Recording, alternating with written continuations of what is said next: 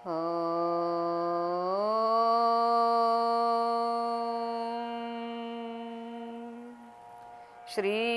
గురుభ్యో నమః. హరి ఓం. శ్రుతిస్మృతిపురాణానాం ఆలయం కరుణాలయం నమామి భగవత్పాదశంకరం లోకశంకరం. ఓం సర్వచైతన్యరూపాం తాం ఆద్యాం విద్యాం చ ధీమహి బుద్ధిం యానః ప్రచోదయాత్. ఓం శాంతి శాంతి శాంతి.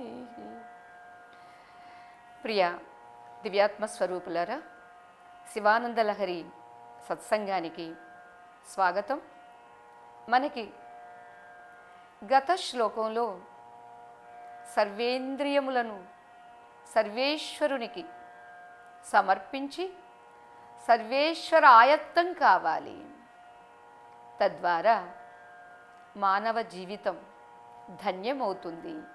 ఆ మానవుడు మానవుడుగా కాక దేవతగా పరిణతి చెందుతాడు. దేవుడే కానీ మర్చిపోయాడు, విస్మృతిలో జీవునిగా అనుభూతి పొందుతున్నాడు. అందుకనే జ్ఞాపకం తు శాస్త్రం నతు కారకం. శాస్త్రాలు ఏం చేస్తున్నవండి? మర్చిపోయిన వాడికి గుర్తు చేస్తూ ఉన్నవి. ఆ గుర్తు చేసే రీతిలోనే శంకర భగవత్పాదుల వారు మనకిక్కడ ఎన్నో ఉపాయాల్ని సూచిస్తూ ఉన్నారండి. ఆ ఉపాయాల్లో ఇప్పుడే ఆయా ఇంద్రియాలను ఆ రీతి సేవలలో వినియోగించుకోవలసింది అని చెప్పారు.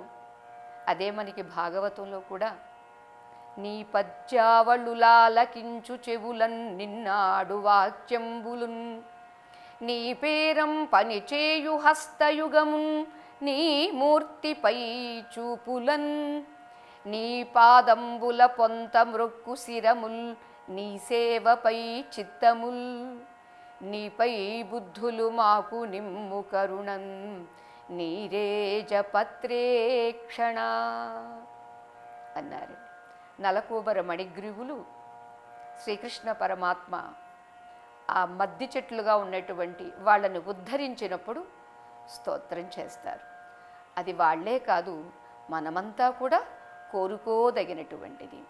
ఇక ఇప్పుడు మనకి ఈ శ్లోకంలో 42వ శ్లోకంలో ఏమని కీర్తించనున్నారు, ఏమని ప్రార్థించనున్నారు ఆచార్యస్వామివారు అంటే, దుర్గా అనేటటువంటిది ఒక కోట ఉంటుంది.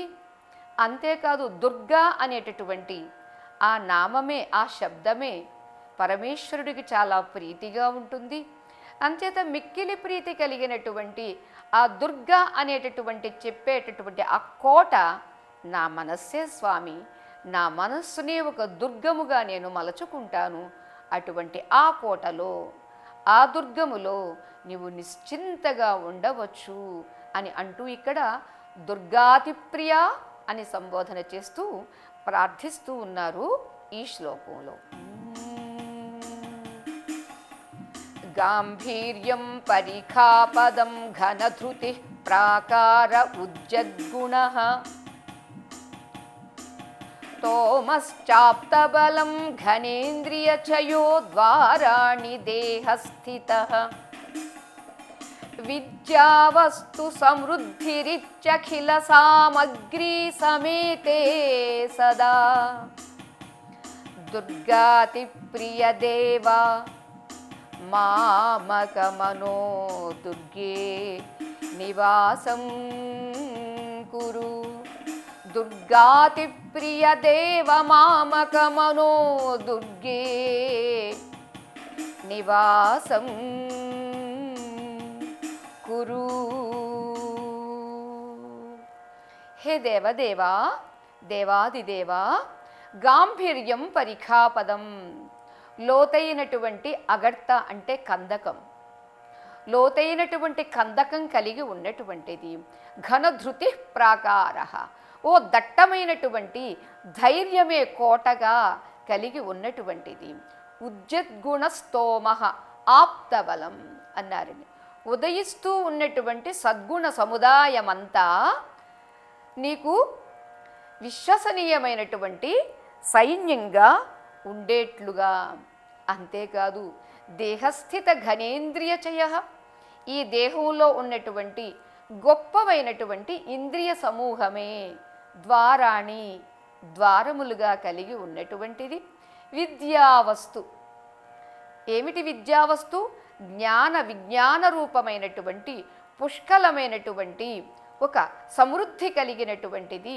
ఈ రీతిగా సమృద్ధి ఇత్యేవం, అటువంటి సమృద్ధి కలిగినటువంటివి వీటిని ఈ రీతిగా ఇత్యేవం.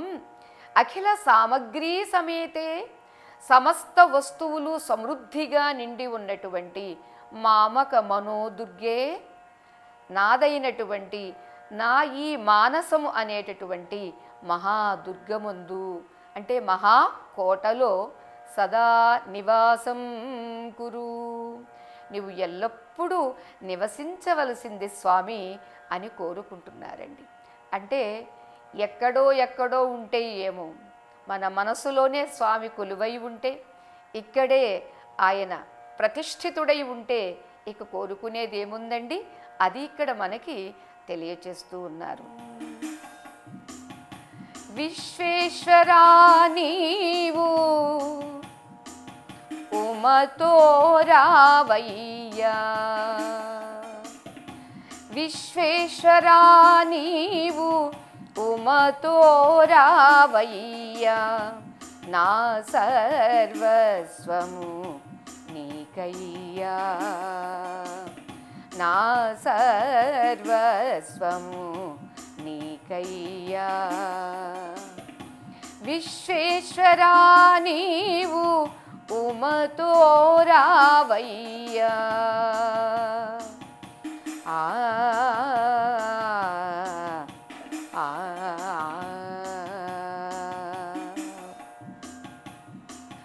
పరమేశ జగదీశ, పరమేశ జగదీశ, దేహమే నీ దేవాలయముగా, నా శిరమే నీ దేవళ శిఖరముగా, దేహమే నీ దేవాలయముగా, నా శిరమే నీ దేవళ శిఖరముగా, అంతఃకరణమే అంతరాలయముగా, అంతఃకరణమే అంతరాలయముగా, అర్పింతు దేవా ఆదరముతో, అర్చింతు దేవా ఆదరముతో. విశ్వేశ్వరా నీవు ఉమతో రావయ్యా, నా సర్వస్వము నీకయ్యా. పరమేశ జగదీశ, పరమేశ జగదీశ.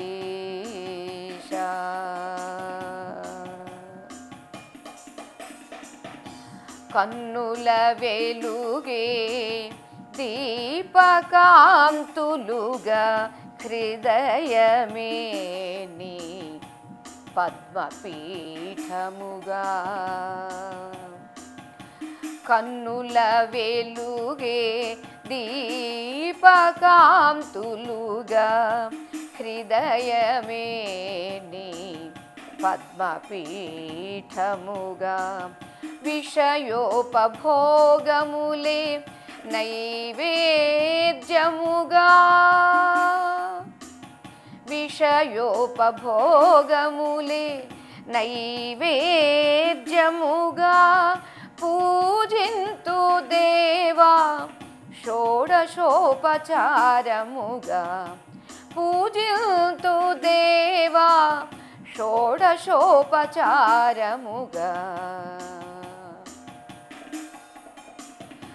విశ్వేశ్వరా నీవు ఉమతో రావయ్యా ఆ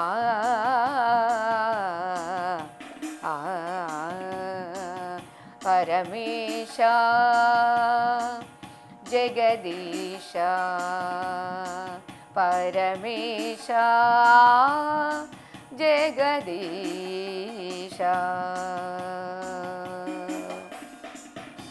పంచప్రాణములే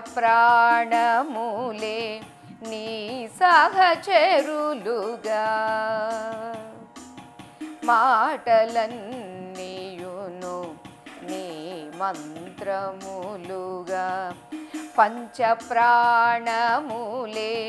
నీ సహచరులుగా మాటలన్నీయును నీ మంత్రములుగా చేతలన్నీయును నీ సేవలుగా చేతలన్నీయును నీ సేవలుగా సేవింతు దేవా చైతన్య రూప సేవింతు దేవా చైతన్య రూప విశ్వేశ్వరా నీవు ఉమతో రావయ్యా నా సర్వస్వము నీకయ్యా విశ్వేశ్వరా నీవు ఉమతో రావయ్యా ఆ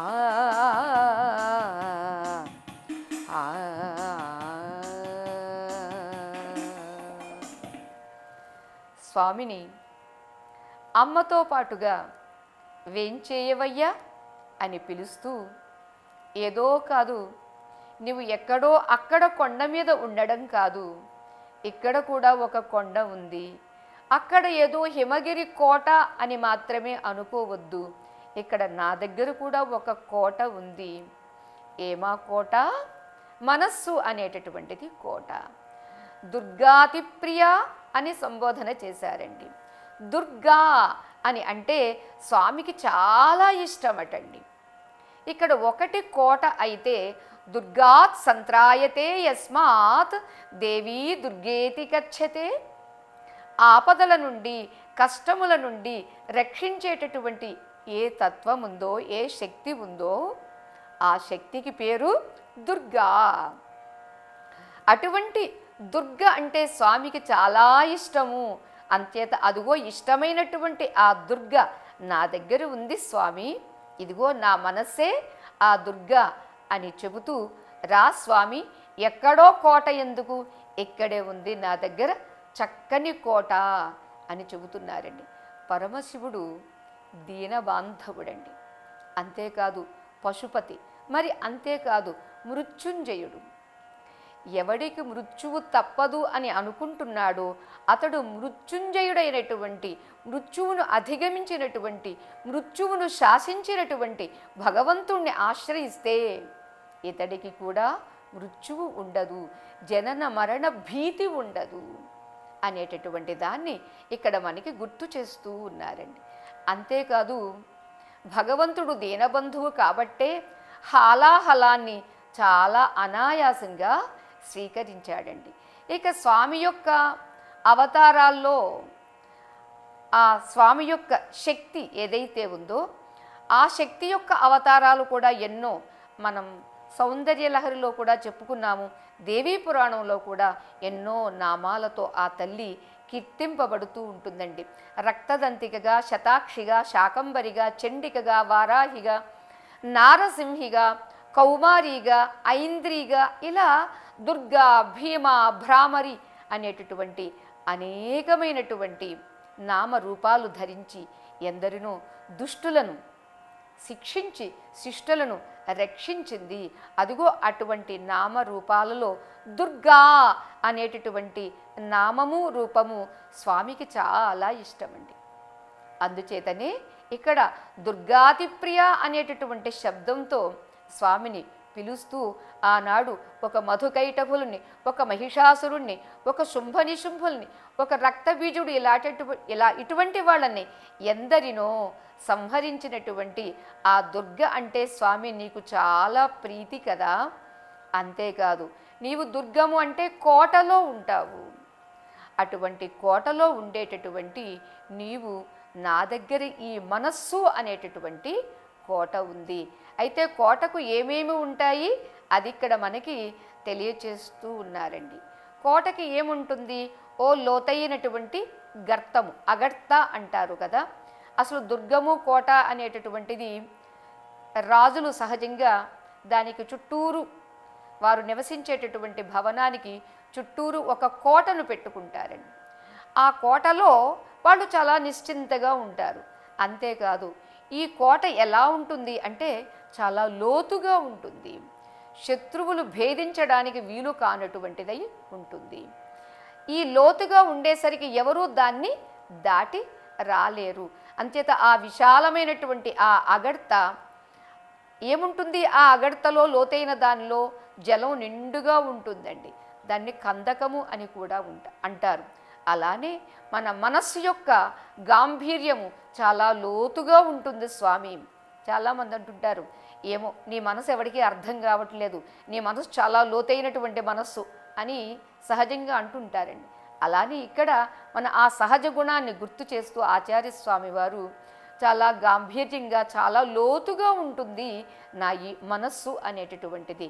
అంచేత అటువంటి అగర్త కలిగినటువంటిది నా ఈ మనస్సు అనే కోట, గాంభీర్యం పరిఖాపదం అని కీర్తించారు. అందుకొనేంటి. అంతేకాదు శత్రువు ఈ కందకాన్ని దాటగలిగినా కూడా తర్వాత మంచి సైన్యము ఉంటారండి. దానికి ఒక బయట ప్రాకారము ఉంటుందండి ఆ కోటకు. అంచేత ఆ ప్రాకారం ఏదైతే ఉందో దాన్ని కూడా దాటి రాలేరు శత్రువులు. ఎవరా శత్రువులు? కామక్రోధ లోభ మోహ మద మత్సరములు అనేటటువంటి శత్రువులు. ఇక్కడ నాకు భయం లేదు స్వామి, ఒక దుర్భేద్యమైనటువంటి తన ధైర్యమే ఇక్కడ ఈ దుర్గమునకు ఒక బహిఃప్రాకారము అని శంకరాచార్య స్వామి వారు వర్ణిస్తున్నారండి. ఇక శత్రువుల మీదకు వస్తే అది కూడా దాటి వస్తే ఎలా మరి సైన్యం ఏది అని అంటారా? ఇక్కడ నా దగ్గర కూడా ఎన్నో వృత్తులు స్వామి, నీవంటే భక్తి అనేటటువంటి వృత్తులు చాలా ఉన్నవి. ఒక విశ్వసనీయమైనటువంటి సైన్యము ఉంది నా దగ్గర. అటువంటి ఆ సైన్యము ఆయా శత్రువులను లోపలికి రానియకుండగా ఆటంకపరుస్తారు. ఏమవి? సద్గుణములు. సద్గుణములు అనేటటువంటి సైన్యము అని అంటూ ఒక చక్కని ఒక అద్భుతమైనటువంటి ఉదాహరణ చెబుతూ మనకి వర్ణిస్తున్నారు. అంటే చాలా ఆశ్చర్యంగా ఉంటుంది కదండి. లౌకికంగా చూస్తే ఆ శత్రు సైన్యపు దాడిలో మరణించినటువంటి వాళ్ళు ఇక మరలా తిరిగి బ్రతకలేరండి. కానీ ఇక్కడ ఈ మనస్సు అనేటటువంటి ఈ దుర్గంలో, ఈ కోటలో ఉన్నటువంటి ఈ సద్గుణములు అనేటటువంటివి మాత్రము సంతతము ఆవిర్భవిస్తూనే ఉంటాయి. వాటికి నాశనము అనేటటువంటిది ఉండనే ఉండదు. అందుచేత ఈ కోటకు ఆప్తులైనటువంటి విశ్వసనీయమైనటువంటి సద్గుణాలకు మాత్రమే ప్రవేశము ఉంది. మరి వాటికి ద్వారాలేవి అంటావా స్వామి?